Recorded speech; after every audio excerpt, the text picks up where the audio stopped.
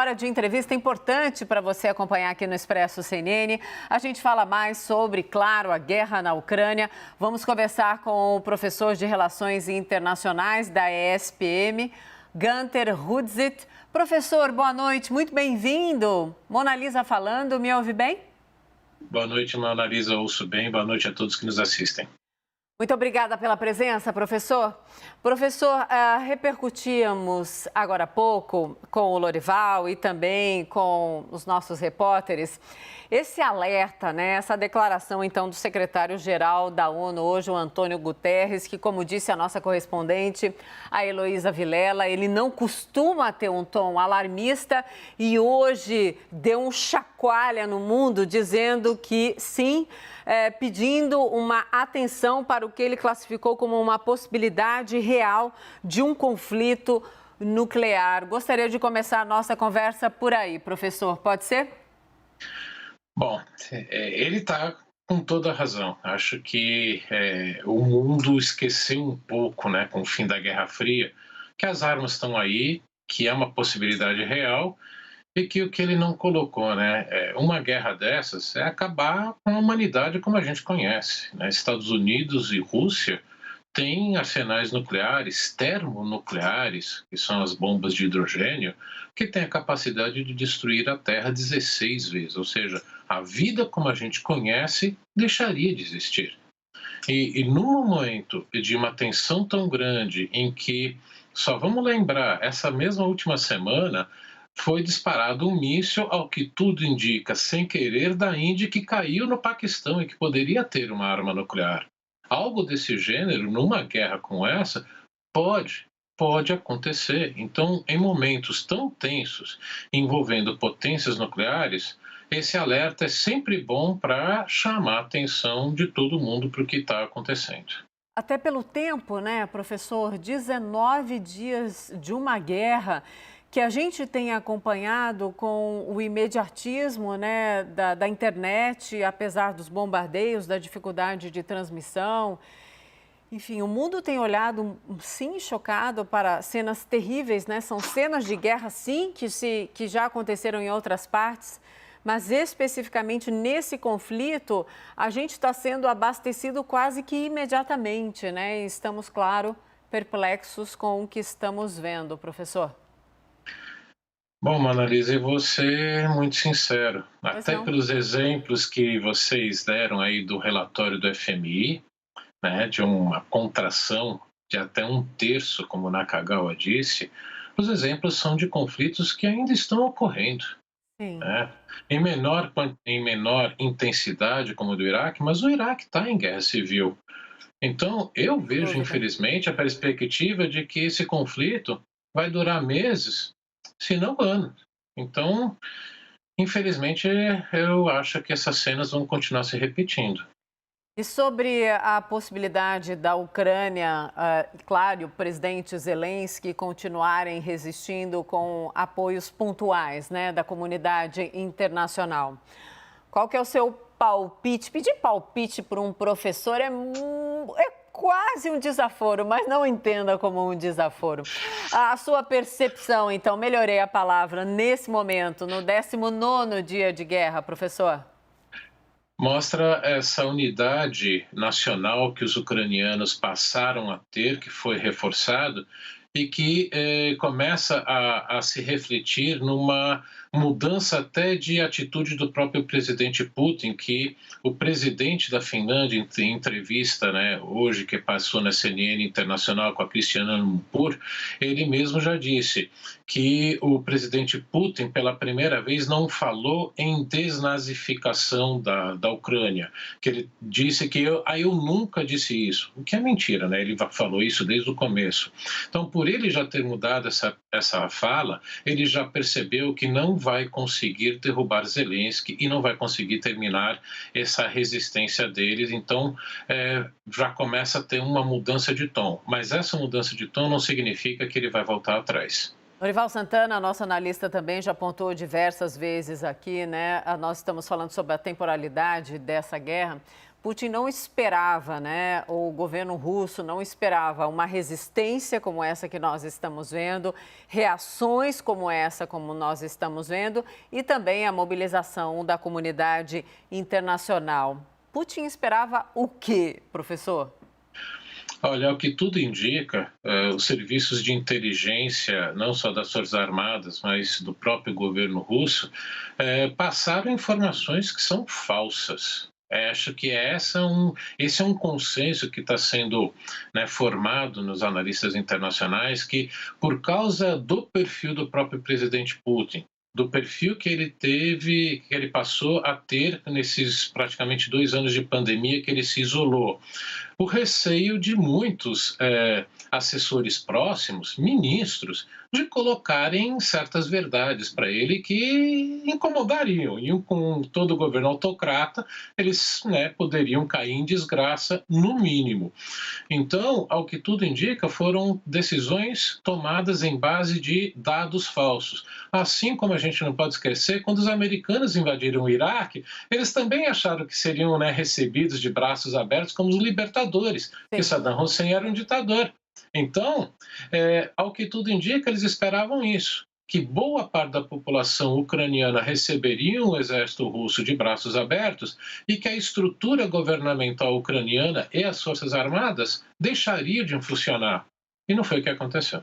Professor, então o senhor está dizendo para a gente que a manipulação da informação, o cerceamento da informação real aconteceu e acontece.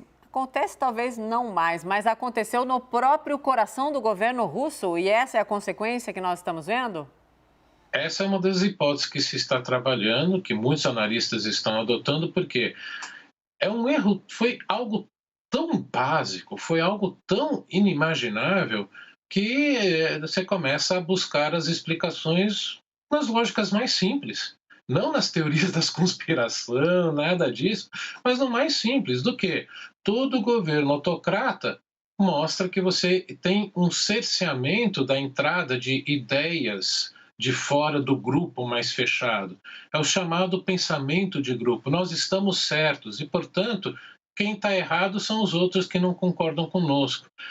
Eu vou citar só um Por exemplo. favor. Isso foi um dos motivos que levou a junta militar argentina, em 1982, a achar que conseguiriam retomar as Falklands Malvinas, né, dos britânicos, sem necessidade de guerra.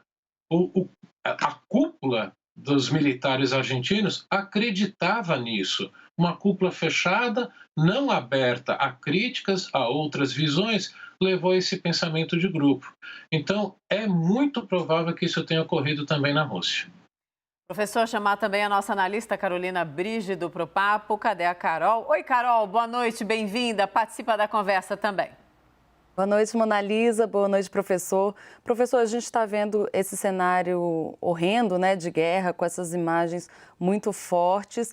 E hoje a Corte Internacional de Justiça, em Haia, anunciou que vai apresentar um veredito em relação ao processo que tramita lá, que a Ucrânia moveu contra a Rússia. A gente sabe que esses processos normalmente são bastante demorados e, nesse caso, talvez pela pressão internacional, esteja mais agilizado do que em outras ocasiões de Haia. Eu queria saber do senhor se, a depender do veredito da Corte Internacional que vai ser apresentado na quarta-feira, existe alguma chance de arrefecer os ânimos na Ucrânia em relação a esse conflito?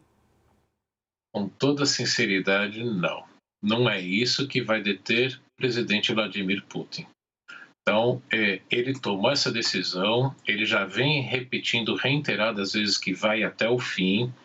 Ele, em conversa, né, com os líderes francês e alemão, já disse que vai até o fim. Não é à toa que o governo francês, há um bom tempo atrás, também já disse o pior ainda está por vir. Sim. Ou seja, não vai ser essa pressão que vai detê-lo, até porque a própria Rússia não faz parte, né, do TPI e que, diante de todas essas sanções, ele não espera viajar tão cedo para esses países que fazem parte do TPI, que ele poderia vir ser preso.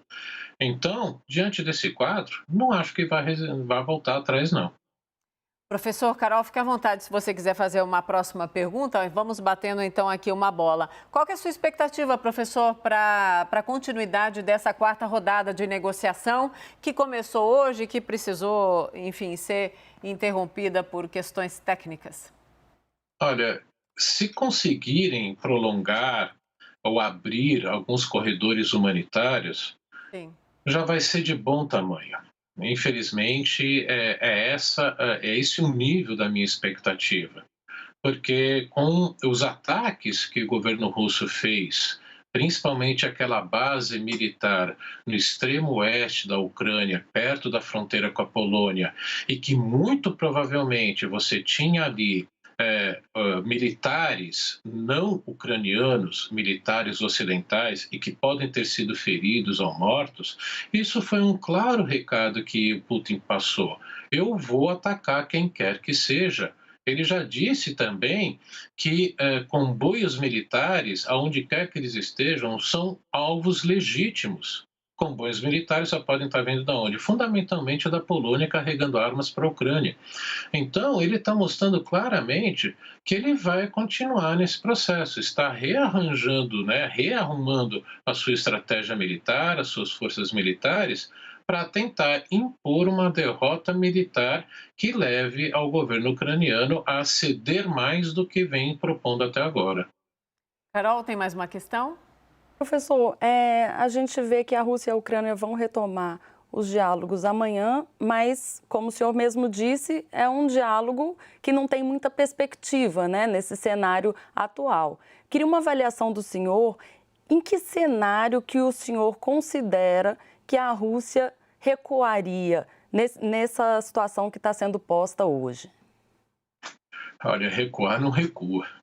Já chegou até agora e por todas as políticas que ele vem implementando internamente, né? A prisão de tantas pessoas por protestarem, só falar em guerra, né? Já estão sendo presas. Eu recebi vídeo hoje, né, de uma pessoa, uma mulher que mostrou um cartazinho com 2 palavras. Segundos depois, ela já estava sendo presa na frente Sim, a do gente vídeo. tem essa imagem que seria uma funcionária de uma TV estatal que, nem sei se dá tempo da gente rodar aqui Pois durante a é. entrevista, que fez ali, conseguiu interceptar uma transmissão então da TV. Mas continue, professor, por favor. O mais importante, eu acho que a gente entender o seguinte: os 2 lados desse conflito Esse é o vêm. momento, sim. Eu vi um outro até na praça pública. Na Ah, praça mais um. pública, Sim. mais um. Tá? Mas o que eu estava dizendo, o mais importante é a gente entender que os 2 lados veem essa situação como um jogo de soma zero. O que eu quero dizer com isso? A Rússia percebe que, se ela não controlar a Ucrânia passa para o lado da Europa, a Rússia perde e a Europa, o Ocidente ganha. E o Ocidente tem a percepção do que, se nós abandonarmos a Ucrânia, a Rússia toma conta, a Rússia ganha e nós perdemos. Então, numa situação como essa, é muito difícil chegar a um acordo. É impossível? Não, não é. Mas, enquanto nenhum dos 2 lados tiver essa percepção de que eu estou perdendo muito, eu preciso negociar, não vai ceder. Então, como a Rússia vai até o fim, a percepção de perda não é grande ainda o suficiente, e por tudo que Zelensky vem dizendo, né, o Poroshenko e todas as declarações de prefeitos da própria população ucraniana, eles estão dispostos a sofrer muito por muito tempo. É por isso que eu não estou muito otimista. Professor, os alertas, eles têm alcançado tons mais altos, né? Eu falei agora há pouco com o senhor sobre o alerta do Guterres, do Antônio Guterres, enfim, e agora também queria a sua análise para um outro alerta do diretor-geral da Agência Internacional de Energia Atômica, que falou para a CNN hoje, então, sobre Chernobyl, que é uma outra preocupação, né? Ele alertou, o Rafael Grossi, que o mundo precisa, aí palavras dele, precisa fazer um acordo urgente para garantir a segurança das usinas, professor.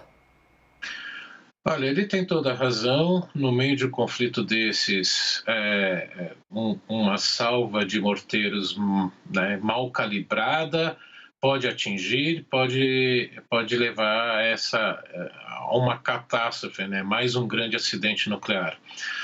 Eu acredito que os militares russos e mesmo os ucranianos, principalmente até os ucranianos, estejam muito cientes e preocupados com isso, porque o governo russo não vai querer controlar uma terra contaminada e os próprios ucranianos não querem viver numa terra contaminada. Já basta, né, toda a área que Chernobyl afetou. A grande preocupação que eu tenho e que alguns analistas vêm colocando, e até a própria inteligência americana vem colocando, é o uso, primeiro, de agentes químicos por parte do governo russo. E depois de tudo que o governo americano afirmou, o governo russo negou e no final invadiu, a gente tem que começar a ficar preocupados. Segundo, o que alguns analistas também temem é o uso de uma arma nuclear tática por parte da Rússia. Ou seja, não escala para cima, né? Não ataca um país membro da OTAN para evitar uma guerra termonuclear global, mas vai destruir uma grande cidade, uma parte do exército ucraniano e da população ucraniana. E por que isso? Os russos têm certeza que, diante de um uso disso, qual vai ser a reação do Ocidente? Atacá-lo nuclearmente? Não, porque isso, de novo, escalaria para uma guerra termonuclear. Então, há muitos analistas que temem isso.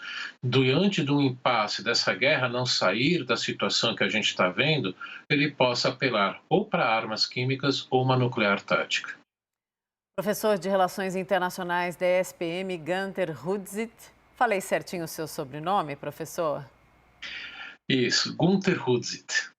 Meu Deus, não, falei errado, professor. Me perdoe, então fala de novo, professor, porque nem a nossa produção sabia direito. Por favor, professor, vai lá. Imagina, estou acostumado. Quem manda ter esse nome no Brasil? Deus, professor. Günter Hudzit. Professor, me perdoe da pronúncia errada. Muito obrigada pela aula. Venha sempre conversar com a gente. Prometo que vou treinar e vou acertar na próxima, professor. Obrigada, professor. Obrigada, Carol, também, que participou comigo da entrevista. Tchau, professor.